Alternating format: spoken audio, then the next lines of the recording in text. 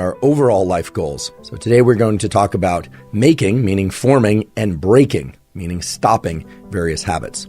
I want to spell out a particular system that I think could be very useful to most, if not all people, for how to build in habits and then to test whether or not those habits have really stuck. So basically what this involves is you set out to perform 6 new habits per day across the course of 21 days. Why 6 and why 21?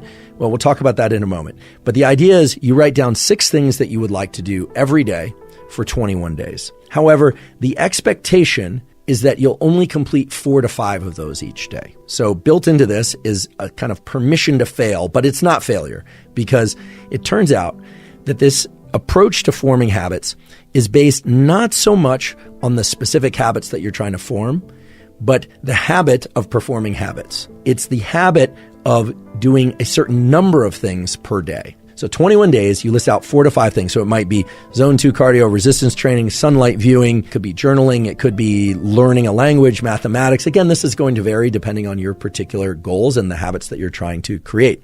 But no more than 6, and the expectation is that you're not going to perform more than 4 to 5. If you miss a day, meaning you don't perform 4 to 5 things, there is no punishment.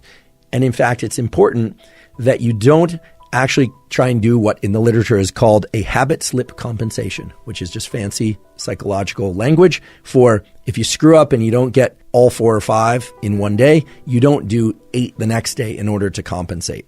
After 21 days, you stop engaging in this 21-day deliberate 4 to 5 things per day type schedule. And you simply go into autopilot. You ask yourself, how many of those particular habits that I was deliberately trying to learn in the previous 21 days are automatically incorporated into my schedule? How many of them am I naturally doing?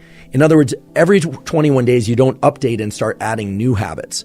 You simply try and maintain the ones that you've built in that first 21 days. And this is extremely useful, I believe, because it will allow you to assess whether or not you can indeed make room, if you even have room, I should say, for more habits, right? Many people are trying to cram so many new behaviors into their nervous system that they don't stand a chance of learning all those behaviors.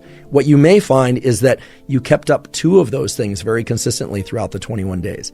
And perhaps there was one of them that you did sporadically, and that there were 3 others that, frankly, you didn't manage to execute. You may also be one of these people, one of these mutants, that sets out to do 6 new things per day for 21 days and performs every single one of them. Terrific. More power to you. In that case, for the following 21 days, let's see whether or not you can continue to perform those very same 6 things.